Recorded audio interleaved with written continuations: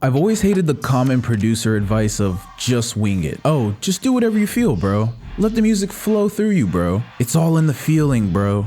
Just winging it has never helped me get better at anything meaningful, especially not music. I make the most progress when I understand how and why something works. For example, I spent a lot of time fumbling around when I was learning how to sample, but nailing down the process helped me make life-changing beats like Centerfold and Error, just to name a few. Centerfold earns me over $1,000 per year just on beat streaming and being synced, and Error became one of the greatest songs in South African history. Need I say more? Learning a repeatable system for sampling paid off insanely. Similarly, I spent a lot of time just clicking random notes on my piano roll and hoping I'd get a decent melody. But nailing down a basic melody making process has helped me make my solo music stand out, like No Pleasure for just one example. No Pleasure has a few thousand humble streams on all DSPs so far.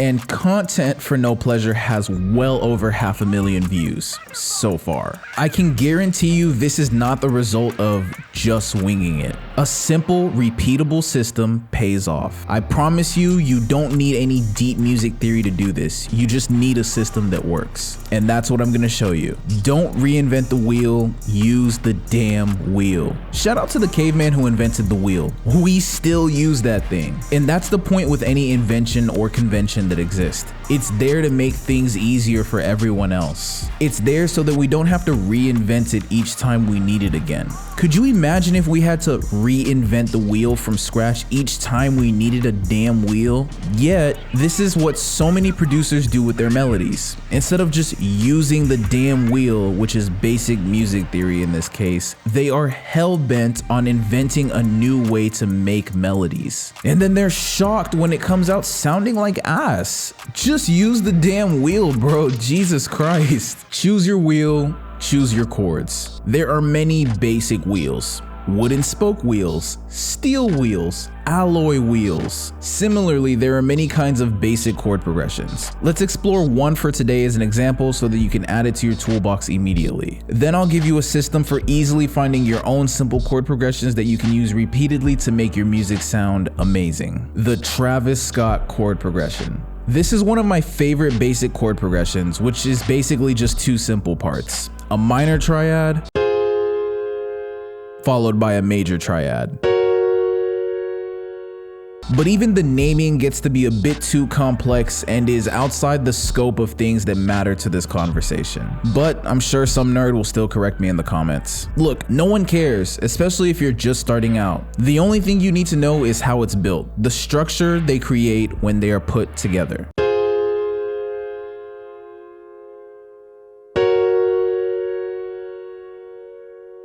The only thing you need to understand is the note spacing relationship between the first chord, minor, and the second chord, major. So here's a deeper explanation of exactly how you build this chord progression without thinking in confusing music theory terms. Place your first note wherever you like, I'll use F. Then go up 2 spaces from that note and place another note on the 3rd space that you count. Now go up 3 spaces from here and place one more note on the 4th note space that you count. Minor chord done. Then we can duplicate this over for our second chord and make 3 minor adjustments to it. We'll move the bottom note up 1 space, the middle note up 2 spaces, and the top note up just 1 space. Boom, minor chord done. And this is how this progression is going to be built every single time, no matter where the notes actually are. As long as the note spaces are exactly the same as in this demonstration, you're going to get the exact same vibe every time. This chord progression is sometimes referred to as the Travis Scott chord progression. I think that's because it gives off a certain country twang while also conveying high energy.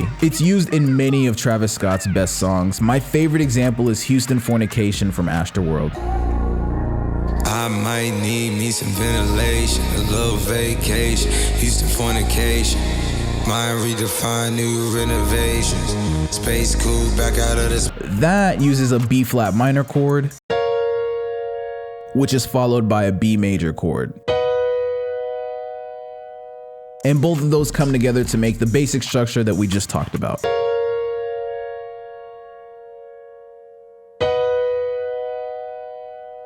Same progression, different notes. Same mood or vibe, different tone. The chord progression in Houston Fornication ends with an A flat minor,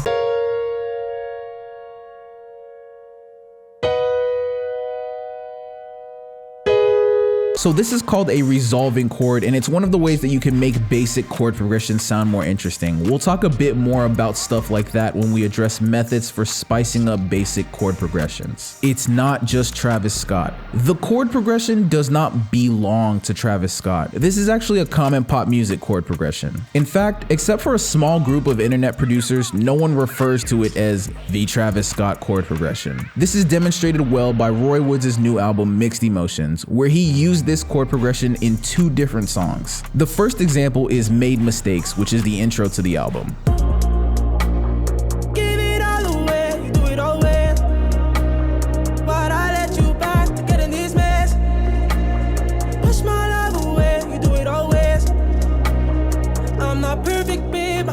The first chord is an A sharp minor, and the second chord is a B major chord. The second example from Woods is That Thing featuring Jada Kingdom, which is track 7 on Mixed Emotions. Sexy mama, get on the floor, caress my body and put that thing on me. Need no guidance, I know you got it. The way you drop it, need to put that thing on. The first chord is a G minor 7th, and the second chord is an A flat major 7th. By the way, A flat is just another way of saying G sharp, so you could technically refer to this as a G sharp major chord. As triads, these chords come together to make the full progression that we've been talking about so far.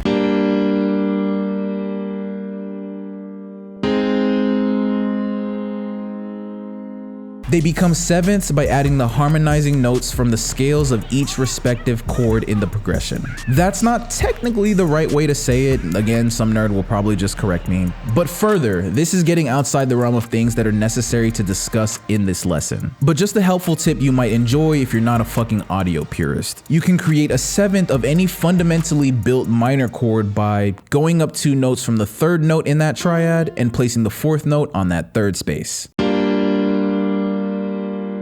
And you can create a seventh of any fundamentally built major chord by going up 3 spaces from the 3rd note in the triad and placing a 4th note on that 4th space. By fundamentally built, I just mean that the chord is built in the most basic format, with the root note being the same as the key of the chord. No fancy voicings or chord inversions. Just understand the basics first. Then the fancy voicings, chord inversions, and anything else that you're gonna do can help you take this concept to a whole new level. So let's talk about that within a system that you can use to create unlimited good melodies. Ah, you like that segue? I'm telling you, man, they don't just hand out those silver plaques for no reason. The melody development wheel. Here's how to make the most of this basic music theory concept in 8 simple steps. No complications required. Step 1, drop the ego. Don't reinvent the wheel. Use the damn wheel. I get grieved a few times a week for talking about how important basic chord progressions are, and I think that's great, like honestly. Not only are there producers that refuse to use the only method for making good melodies, but they will also spend their time arguing in the comments of YouTube videos and Instagram reels instead of, I don't know, practicing and getting better. Less competition overall for the people who are willing to put their heads down, learn, and work. If you can let your ego go and use the systems that have been in place for thousands of years, your melodies are going to end up sounding amazing in no time. Step 2, listen to music you like, or popular music in general. The music you like is going to influence your specific melody making style. That's the reason I like the Travis Scott chord progression so much. Not necessarily because of Travis Scott, but because many of my favorite pop and trap songs use that chord progression really well. Step 3, listen to chord progressions in that music. Over 80% of songs will follow basic popularized chord progressions. Listen to music, over time, note the songs whose melodies make you feel something deeper. There's going to be a good chance that it's the chord progression that's causing that feeling. And the best part is that this will differ from person to person, so it helps people stay unique. Step 4, look look up how that chord progression is built. Figure out the structure of the chord progressions that you like. This might seem like it's the most intensive part of this process, but it's made super easy by things like Chordify.net, which has the chord progressions drawn out for many songs. And once you get more depth, you can use tools like TuneBat to find the key of any song. And then you can build out the chords by ear based on the knowledge that you get provided from that, in the rare case that Chordify doesn't already have the song mapped out for you. Step 5, study, remember, save the chord progression. Now that you know the chord progression structure, you need to remember it. Me personally, I just learned to make it once and then I save it within a folder in the Centerfold drum kit, which gets updated regularly for all purchasers. Do this so that you build an arsenal of chord progressions that 1, fit your style, and 2, you know will work each time. All the best musicians have always done this and always will. Step 6, build upon the chord progression. There are many ways to spice up basic chord progressions. We talked about how Houston Fornication finishes off its chord progression with one last chord, a resolving chord.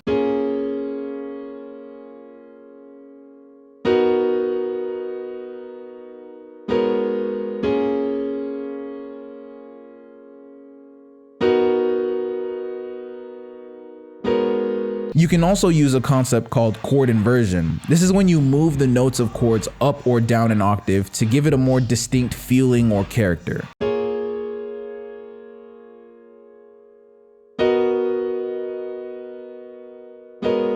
Chord development is something I'm gonna make a video about soon, so if you wanna see that ASAP, drop a comment below letting me know. You can also check out this chord progression workshop on my channel. Step 7, layer sounds, sound selection. This is really where the magic happens, because no two producers are gonna layer sounds exactly the same. Even when you try copying someone exactly, you'll get something slightly different. This is another topic that I wanna make a video about soon, so let me know down in the comments if you want that ASAP. For now, let me give you a workflow I use when layering melodies, which I actually described a few years ago in this video. Start with keys, bells, or plucks, some kind of sound that's gonna give your melody body.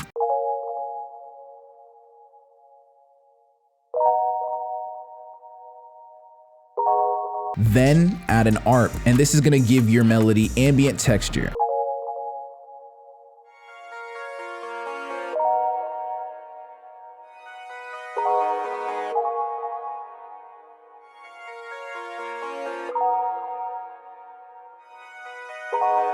Next, add a pad, which will be used to fill up stereo space and make your melody sound more full.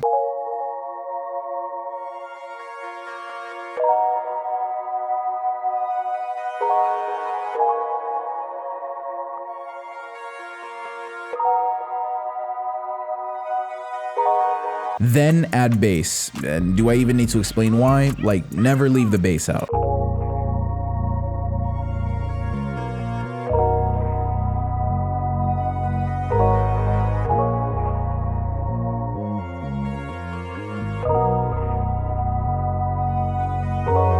And then the last step, which is optional, add a harmonizing top melody with some kind of lead instrument.